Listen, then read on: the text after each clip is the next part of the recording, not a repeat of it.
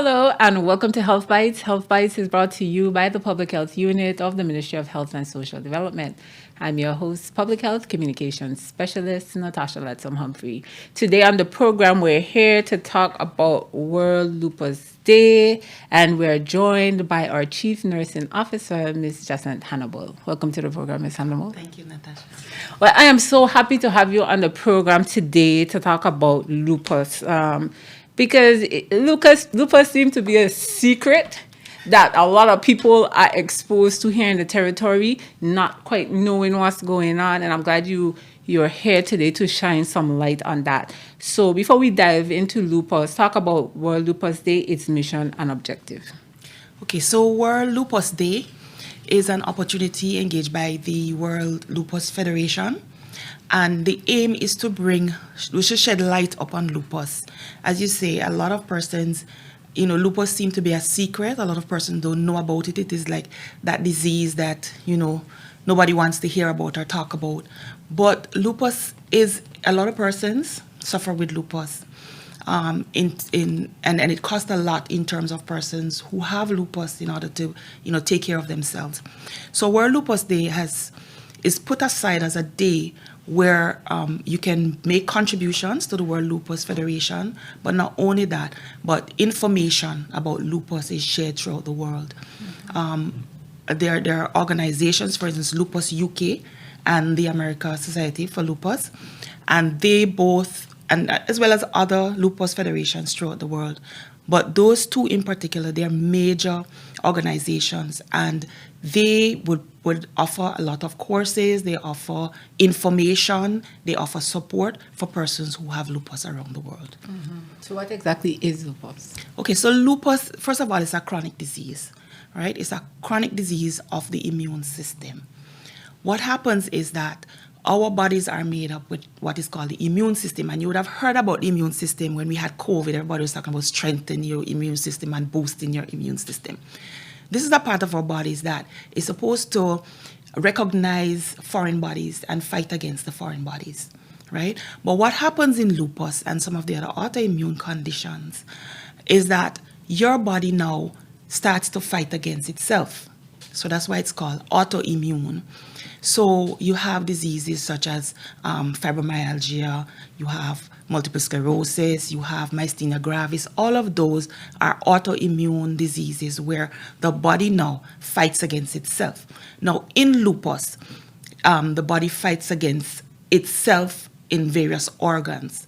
So, for instance, you'll have systemic lupus erythematosus, and that is where the body will fight against several parts. You'll have the skin. You can fight against the skin, whereby you'll have rashes. You're very if you get exposed to ultraviolet light, for instance, UV lights in bulbs, even indoors or outdoors, you can have skin rashes. And then you also you can fight against the other organs as well. So one of the most prevalent issues that persons with lupus can have is lupus nephritis, where the body fights against itself in the region of the kidneys, and these persons can progress to renal failure. In fact, 1 out of 3 persons with lupus may develop lupus nephritis. So that's a very serious condition, and once it gets to that stage, it's very difficult to treat. Persons usually require a renal transplant. So lupus of itself, it's a really it's not as bad. It's a disease that can be fatal. All right, let me not sugarcoat it. It's a disease that can be fatal. However, with treatments, persons' lives can be extended. Right? Lupus is different for everyone. So what person A may present with in lupus, person B might not have those things, and so there's a spectrum of signs and symptoms. And there are about 10 different ones, 10 different major ones. And so for a person to be diagnosed with lupus, they have to have at least 4 out of these symptoms and signs and symptoms. Some of the major ones I can point out would be fatigue. And when I tell you, this is like a bone-chilling fatigue where you have no energy to do anything. You would wake up tired in the morning, and yet when you go to sleep at night, you cannot fall asleep. So persons will make plans and, we want to do this today. We want to go on a trip. We want to go on. and then you find that you just don't have the energy to do it. So because of this, it impacts your ability to work. Persons who have lupus often have many sick days. They will be at work sometimes and they cannot think. Because one of the other signs and symptoms is that you can have a brain fog, what you call a brain fog, where your thoughts are not as clear. Some persons will have forgetfulness, where they can't remember from one day to the next what is happening. And so it's a very distressing and disturbing disease. It impacts just about all your walks of life. Persons would like to take a walk in the park, for instance. But if you have lupus, you have to think about making sure that your skin is protected, that you're wearing protective creams. You have to think about wearing long sleeve shirts so you're not exposed to the sun, because the sun can cause the sun is a trigger, and the sun can cause your body now to flare and actually can shut down your body. Right, so you have to make sure, and some persons tease and say, well, it's a Dracula's disease, because really and truly you have to protect yourself from any form of UV light, whether it's by the sun outdoor or indoor. You have UV light indoor. You need to protect yourself from that. So that brings me to another point where I want to talk about the triggers, some of the triggers for if a person has lupus. And one of the major triggers of, as I said, is the sunlight. But stress is another trigger. Persons who are exposed to large amount of stress and not able to cope with it, those persons can also have a flare or have symptoms of lupus, right?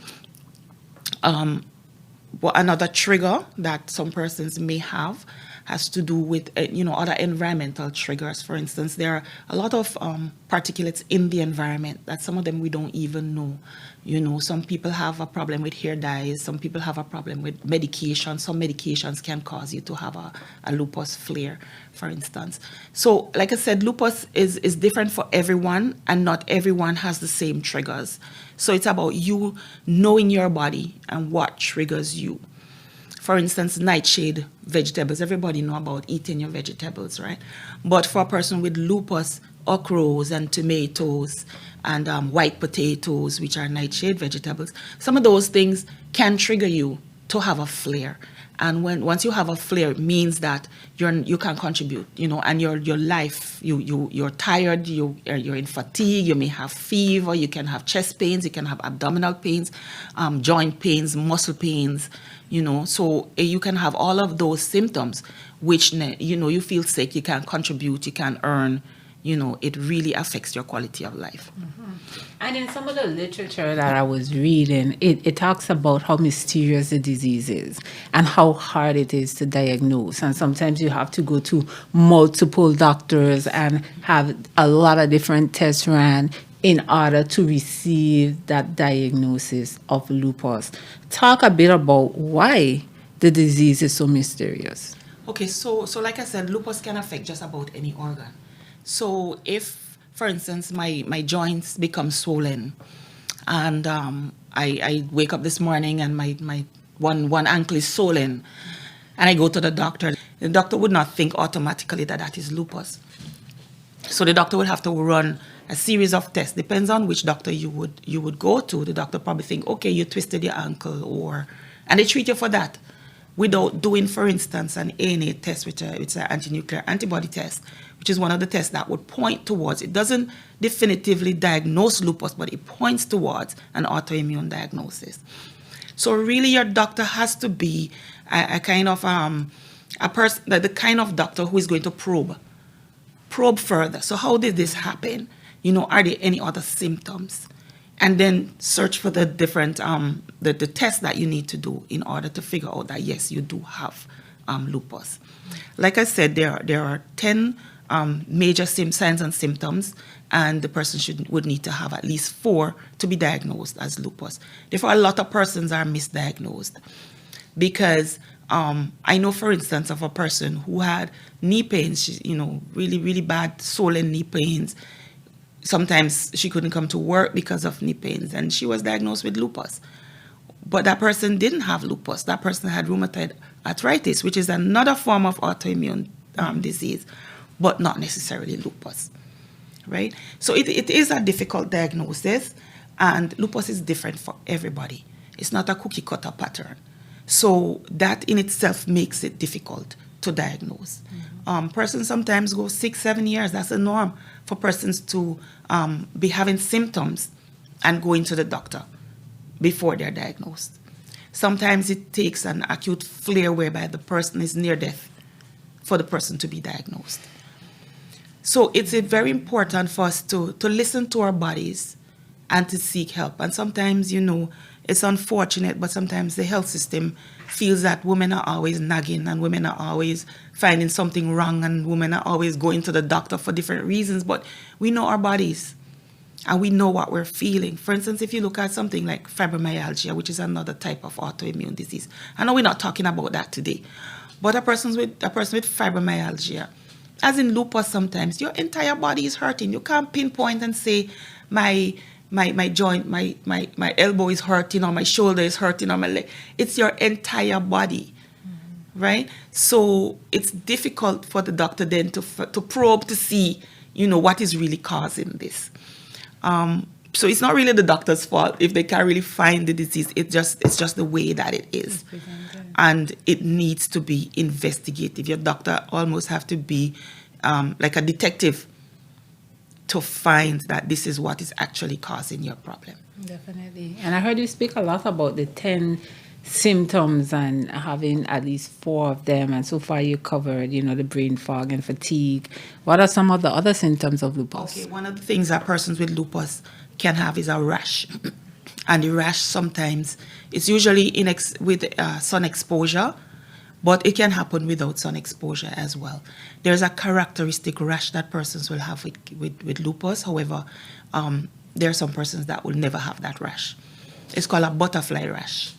And it's a rash that spreads across the brow of the nose onto the cheeks, and it resembles a butterfly when you look at it. Okay. So it will be a red, scaly rash. And persons will, if the person have that rash, then they will need to be investigated further for lupus. However, like I said, there are some persons who have lupus and would never have that rash. But it is characterized, it is characteristic of lupus, right? One of the other things that persons will have, like I said before, joint pains. The joint pains, you can have swelling and redness and pains.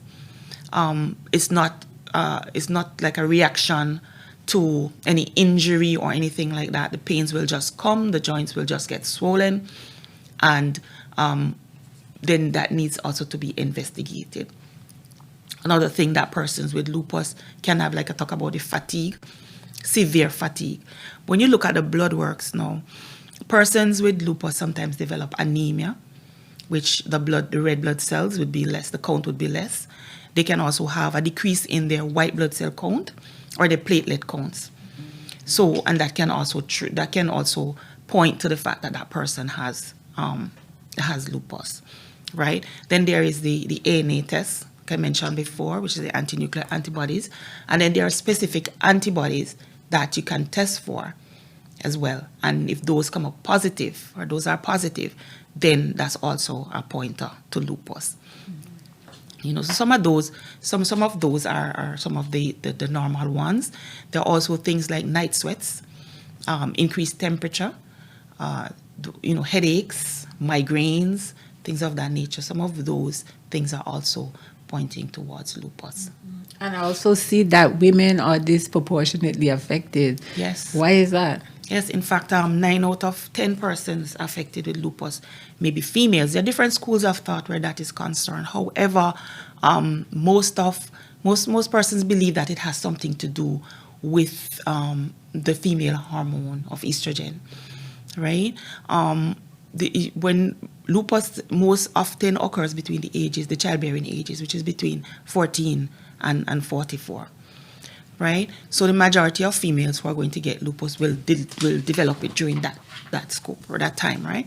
However, you do have persons who will develop lupus around menopause, which is in the 50s, right? So, and persons, you can have neonatal lupus, which occurs sometimes at birth or in that period. You can have persons younger than 14 who develop lupus. When you look at everybody, the majority of persons will fall between that 14 and that 44 age group. So there's a school of thought that the estrogen is a factor. We know that women would have greater levels of estrogen than men. But also there's a piece of research that's out there that speaks about the X gene, and that the X gene has a rider. And so when the woman has two X genes and the men has X and Y. So sometimes when you have the two riders on the X gene, one is supposed to be dormant and the other one is supposed to be good. But what happens is that in persons with lupus, both of them are active. So that causes an issue. And that's a piece of research that's out there. But it's not it's out there. But most persons will tell you it has to do with the estrogen. And that makes sense as well. Now, in terms of managing the condition, how is it managed, and what are some of the challenges associated with the management of lupus? Okay, so for lupus, there are some lifestyle things that persons have to do if you're diagnosed with lupus. One of them is keep out of the sun, because the sun is only going to make your condition worse. So as far as possible, if you have to be in the sun, then you would need to wear an umbrella, use an umbrella, you need to wear your sun blockers, you need to wear your long sleeve clothes, breathable fabrics, and so on. Keep out of the sun as far as, don't go in the parade without any clothes. That's not good.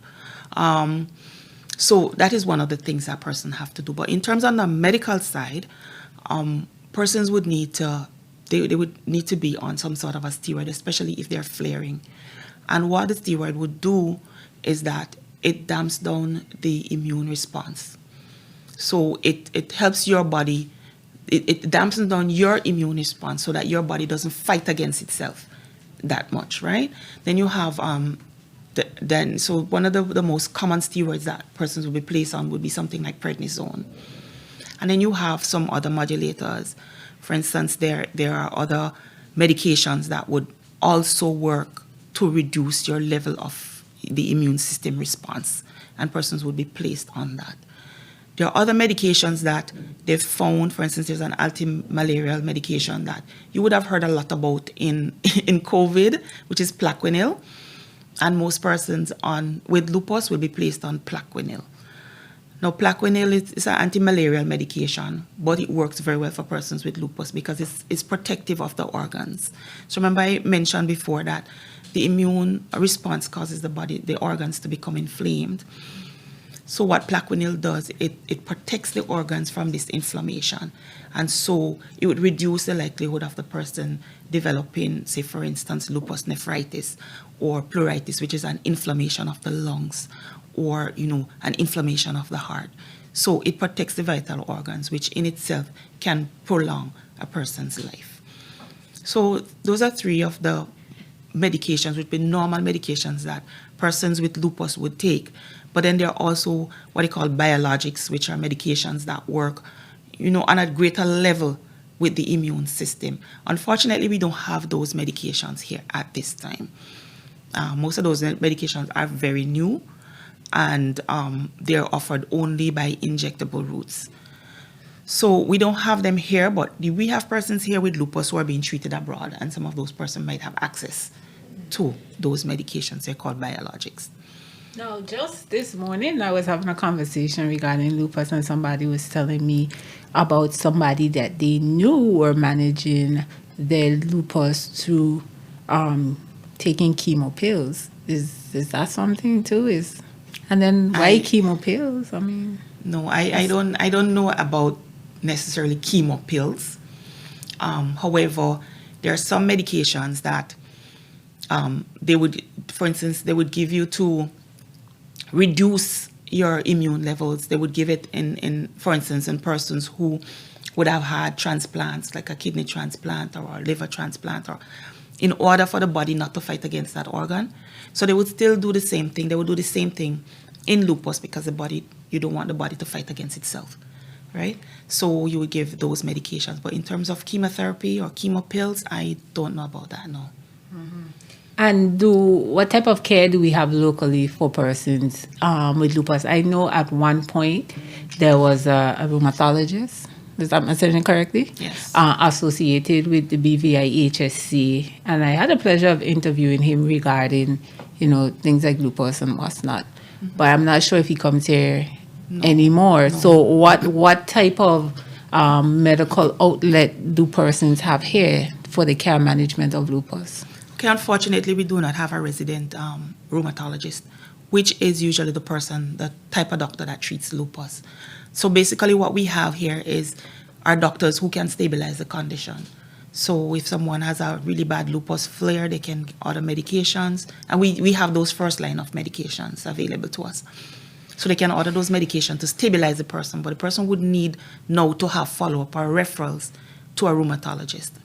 The nearest one to us, I believe, is in St. Thomas, and she's accessible to us. But there are other rheumatologists as well. There's, in fact, in Jamaica, there's one or several in Jamaica. Trinidad also has rheumatologists, Barbados, and I think St. Martin also has one. And those would be those that are available to us. Of course, persons go to the United States for treatment as well, and I know of persons who have been as far as the United Kingdom to receive treatment. And in those larger countries, because the population of persons with lupus is so large, you get better. I don't really want to say better, but you get more up to date and more comprehensive treatment in those regions. Mm-hmm. Is like, in terms of the management of lupus, do they do blood transfusions? Yes, you can have blood transfusions. And remember, I said to you that one of the problems that you have with lupus is that you can have anemia, or your white blood cells can be low, or your platelets can be low, right? So if those things are critically low, then you may need to have a blood transfusion in order to increase those levels. Is there anything, I know you talked about the XX and, the riders and, that's genetics and what's not, but outside of genetics, is there anything that could be done to lower our vulnerability to lupus? Okay, so I talked about lupus. The heredity is not really a hereditary disease. So, but what we realize is that persons who have persons in the family, especially in the female side of your family, who have lupus, that you're at a greater risk of developing it, right? If you're going to have an autoimmune disease, we're not sure that you can stop that from happening, but what you can do is to modify some of the risk factors, right? For instance, and listen to your body. So if you start, there are some medications that are a risk. So if you are on those medications, and I can't remember all of them right now, but if you're on some of those medications, especially some of them that are used to treat TB and so some of those other diseases, if you're on some of those medications, you realize that your body is just not feeling right, then you need to figure out what's going on. You need to seek help to see what's going on with that, right? In terms of modifying your own risk, like I said, stress is a trigger. Viruses are triggers. So if you protect yourself from those things, then your likelihood of actually having a flare. Now, lupus is a disease that while you are a person with lupus, you're not always sick in most cases. What happens is that you have flares, and then you have periods where the disease would be dormant. Some person can go in dormancies for years, and then something happens, they are exposed to some trigger, and they have this flare where it can become life-threatening. So basically, you prevent yourself from having those flares, and you can live a very good life with lupus, right? So like I said, some of the triggers: sunlight, stress, viruses, illnesses. We have World Lupus Day coming up. Yes. Remind us of when the day is, and what are some of the key things that you want persons to take away from this interview as we prepare for World Lupus Day and trying to shed awareness regarding this disease? Okay, so World Lupus Day is going to be on the 10th of May. I don't believe that we celebrated it in the BVI before, but we really would like to know the persons who have lupus. My dream would be that we have a support group of persons with lupus, so that we can talk to each other and support each other, find out what works for this person, that person. How do you cope with your disease? What makes it easier for you? It's always easier to talk to somebody who is feeling the same thing or similar thing that you have. So if we're able to come together as persons who have lupus or even other autoimmune diseases and be able to support each other, that would be awesome. From the Ministry of Health, we would like to form such a group. But it's difficult because we do not know who these persons are, right? So if persons want further information where that is concerned, they can speak to me in the Ministry of Health. I'll give my number.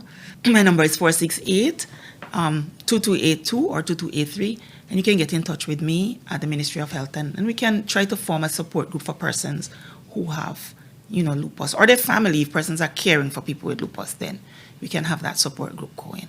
So that is what my dream would be. Now, even if that doesn't work, I would like persons to have as much information as they can have about lupus. Like I said, lupus is something that if you live well, the more you know, the better you are to live well. And you can live well for a very long time with lupus. It's not an automatic drop-dead situation. It's something that if you take care of yourself, you avoid your triggers, you take your medications, then you can live for a very long time, in most cases. So that is what I would like persons to leave this interview with. No more, live better. Wonderful. And we want to thank Nurse Hannibal for coming on the program today to talk about a new topic, because we haven't talked about, lupus on Health Bytes, and we strive to bring you a lot of wonderful information that can help you safeguard, preserve, protect your life, the life of you and the people around you that you love that may be disposed to any of the diseases or any of the issues we speak about here. And May 10th, Lupus Awareness, and we encourage persons to contact our Chief Nursing Officer if you're affected by lupus or if you're a caretaker of someone living with lupus, just so that, we can have a support group, make that support group happen, because, a lot of times persons, especially since we don't have the level of care here in the territory that we need. I've seen where, a lot of persons I know that have lupus living abroad, and, sometimes, they post about it, and, some of the experience and, sometimes how it changed their looks. Sometimes, like you say, they have renal failure. They, it's tough. They make them weak. Everybody have families. Everybody have a life to continue to live. And I think that if we empower them with information and give them hope, it gives you that extra push to want to ensure that you avoid your triggers, to want to make sure that you're doing all that you can to live your best life. So, yeah. You have any final thoughts? No, just that.